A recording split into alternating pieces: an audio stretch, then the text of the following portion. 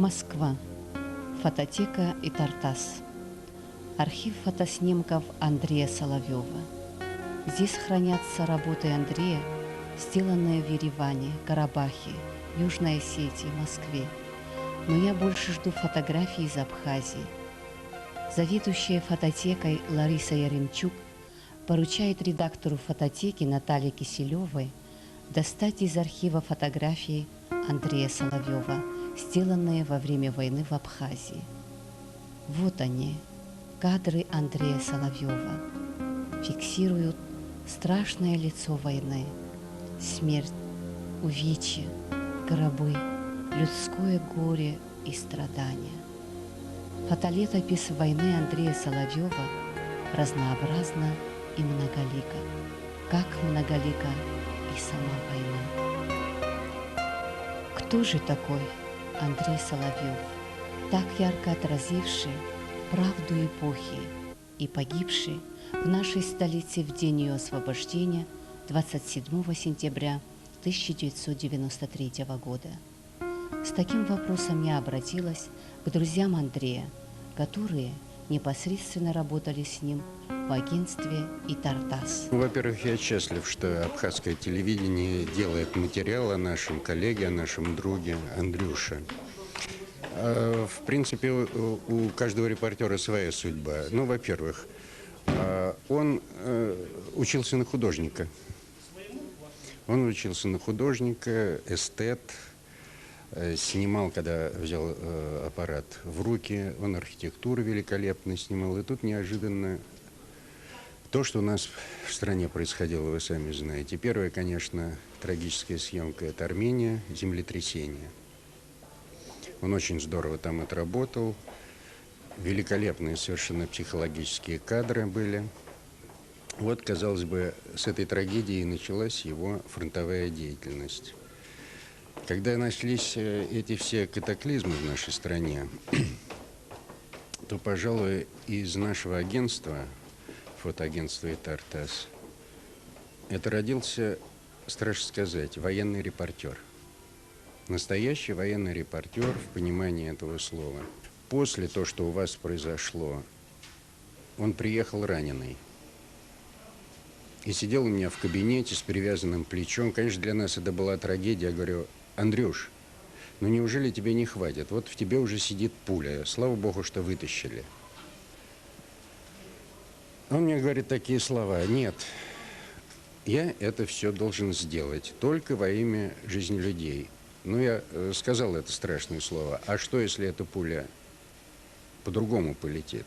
Он говорит: нет, все равно я буду снимать это. Я должен доказать людям, что такого не должно происходить на земле. Это практически были его слова. Если оценивать его фотографии, это очень эстетские фотографии были. Очень хорошо с цветом он работал. Это всегда четко выстроенные композиции, которые практически, в общем-то, и восхищали наших потребителей. Мы же работаем и на прессу, и на журналы. Как мы говорим, если лучшая фотография, то она обложечная фотография. Очень любил снимать людей. Вот. И мне кажется, если бы не война, он бы мог, в общем, достигнуть высот именно в этой области, как такой очень хороший фотограф нашей мирной жизни. В архиве агентства и Тартас находится личное дело Андрея Соловьева, где мы читаем: Андрей Борисович Соловьев родился 7 октября 1953 года в городе Москве в семье служащих. Поступил на работу в Тартас в 1987 году, семейный. За выдающийся вклад в развитие фотодела награжден высшей наградой «Золотой глаз», золотыми и серебряными медалями. Принимал участие во многих фотовыставках в Москве и за рубежом. Когда я с оператором Робертом Ломия собирала материал об Андрее, многие работники агентства, услышав, что здесь работают корреспонденты из Абхазии, приходили сами и делились с нами своими воспоминаниями об Андрее. В числе их была фотолаборант Ирина Алексеевна Морозова. Когда Андрей в последний раз уезжал в Абхазию, именно она была в дежурной смене. дежурила наша смена. Это было уже вечером, в хронике никого уже не было. Пришел Андрюша уже с камерой, с аппаратом. Уезжать. Мы еще, Андрюш, ну куда ты едешь? Потому что он часто туда ездил. Вон Гена Хамельянин, Марковкин Толик. Вот, но они ездили туда. И вот он туда часто ездил. И вот когда он уехал, не уехал, к нам пришел и прощался как бы с нами. И он, наверное, чувствовал, что он уходит в последний путь. Потому что он, Сережа Чистяков, он дежурил, там был ответственный выпускающий в ту смену. И он к нему обратился с просьбой, если вдруг он оттуда не вернется, то вот его завещание, и чтобы тогда дать силу этому завещанию. Я говорю: Андрюш, ну ты что, разве можно говорить такие вещи? В общем-то, нет, это... Нет, вот. Говорю, ну оно же будет недействительно, здесь же ни печати, нет, ничего. Говорит, нет, я еду туда, где это все, в общем-то, останется в силе. Ну вот он уехал. И... Какие впечатления оставляют вот его кадры, вот, если вы их помните сейчас? Да, но не помнить их просто невозможно, потому что они имели такую силу эмоциональную. Вот даже тот кадр, который, ну вот с последних его этих работ, хозяин лежит на дороге убитый, и рядом с ним его друг верный, собака. Ну это просто, ну вот они в памяти, эти кадры, которые вот остаются на всю жизнь. Их было несколько человек, которые ездили по горячим точкам. И, в общем-то, они жили этой темой. Мы работали, в общем, как-то так негласно произошло разделение, мы работали в своем обычном режиме. И, в общем-то, гнали информацию. Иногда даже, честно говоря, ворчали на тех ребят, которые мотались по горячим точкам. И не потому, что они больше зарабатывали, хотя и это было. Вот, а потому что нам, по сути дела, приходилось делать большую нагрузку, выполнять большую работу здесь, в Москве. Вот. Но все равно было очень приятно смотреть на те снимки, которые ребята привозили из Карабаха, из Баку, из Сумгаита, то есть, в общем, те горячие точки, в которых они бывали. Смотреть это было приятно с профессиональной точки зрения, хотя, в общем-то, были очень жесткие вещи. Очень жесткие и для многих непривычные. Я не забуду снимки Андрея, когда, вы знаете, шокирующий кадр. Вот первый раз, когда мне стало не по себе, и когда я увидел, что в Баку перевозят гробы на крыше Запорожца. Сразу два. Понимаете, ну, с человеческой точки зрения это жуткое зрелище. А с профессиональной я просто гордился тем, что мой товарищ вот сумел себя настроить так, что он увидел этот кадр. Увидел и не постеснялся снять. Потому что есть люди, которые, обладая хорошим профессионализмом, попадая в такие экстремальные ситуации, теряются и не могут ну, где-то переступить через себя, снимать людское горе. Что запоминалось в Андрее, это прежде всего бескорыстие. Иногда он был безоглядно смел, работая даже вот во время московских митингов, там, где свирепствовала милиция, ОМОН. В общем, ситуация вы можете себе представить, какая складывалась и в 91-м году, и в 93-м. Вот. И Андрей шел сквозь баррикады, снимал. Вы знаете, это была безоглядная смелость. И плюс, ко всему прочему, это, наверное, очень критическое отношение к тем людям и к тем событиям, ну, больше всего к властям, которые вершили вот эту политику, позволили выплеснуться наружу вот человеческой ярости, злости, какой-то неустроенности, вот когда маргиналы в основном стали диктовать свою волю. Безотказный, и всегда он доводил дело до конца. Не то, чтобы прийти там где-то нажать пару раз и убежать. Нет, чтобы это уже было как-то капитально, солидно все сделано. Уважал свою профессию, уважал свой труд. Вот.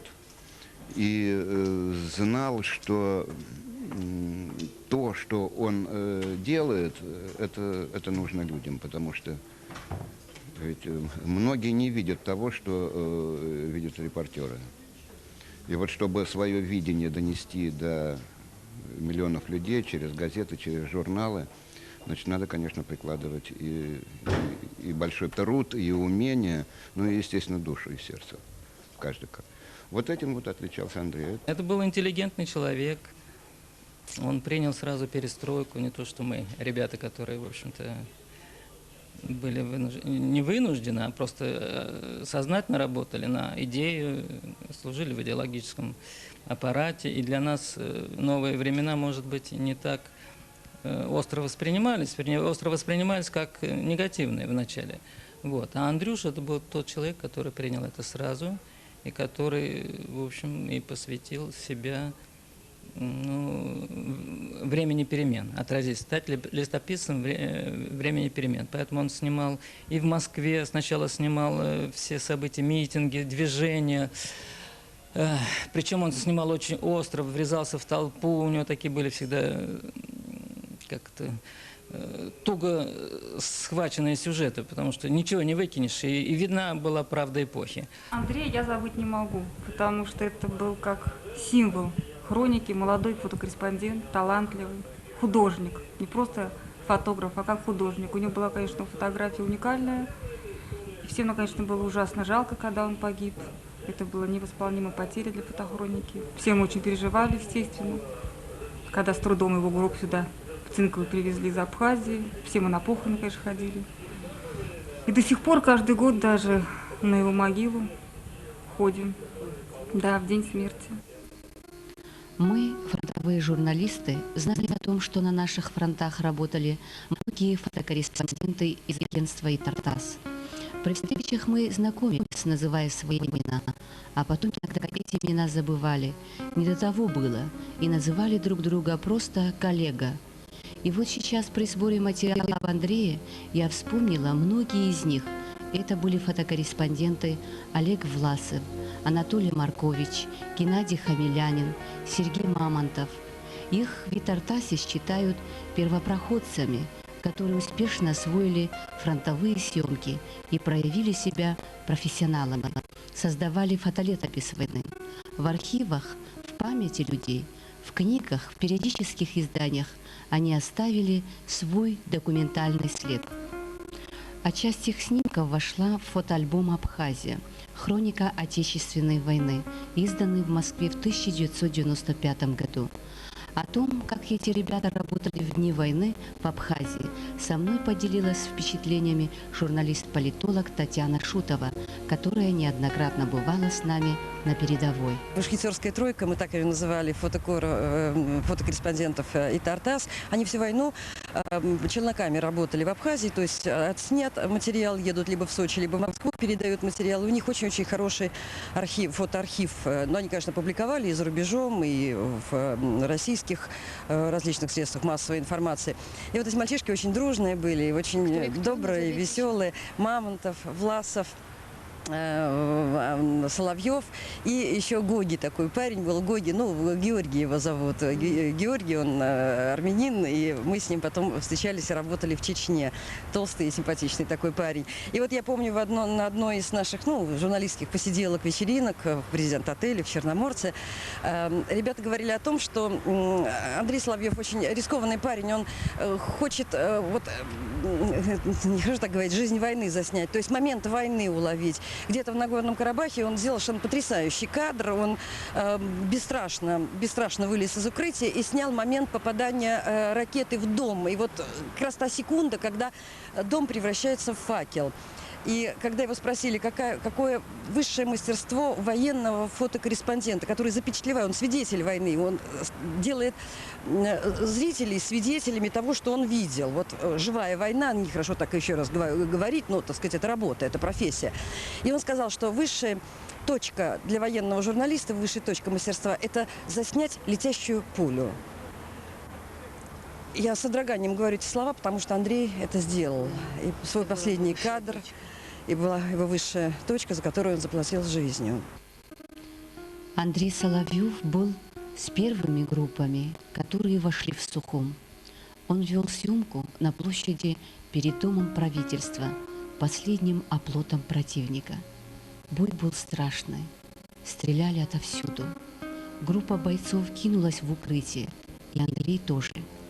В этот момент из-за угла выбежал испуганный ребенок лет 6 и от ужаса неподвижно застыл посреди дороги, а пули свистят вокруг. Один из бойцов абхазской армии выбежал из укрытия, подбежал к ребенку, схватил его за шиворот и потащил в укрытие. Андрей, как когда-то в Нагорном Карабахе, тоже выскочил из укрытия и стал снимать момент спасения ребенка. И этот кадр остался навечно. А в Андрея в этот момент попала пуля.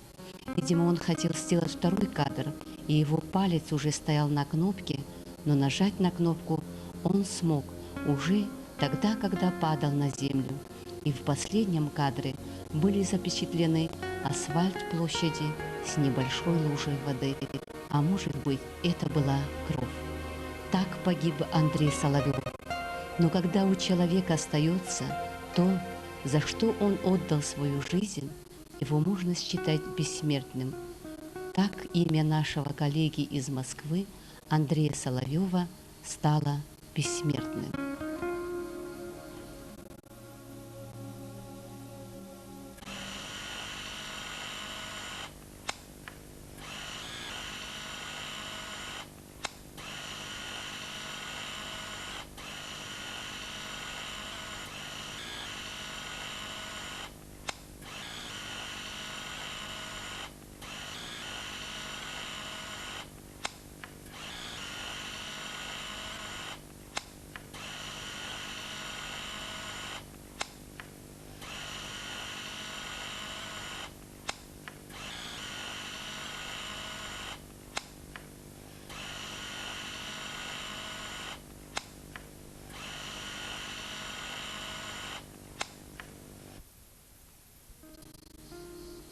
Рассказы о войне со временем отложатся в дальних уголках нашей памяти.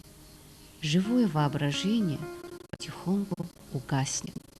Останутся только фотографии, вечно живые свидетели истории, которую вместе с нами делали наши коллеги.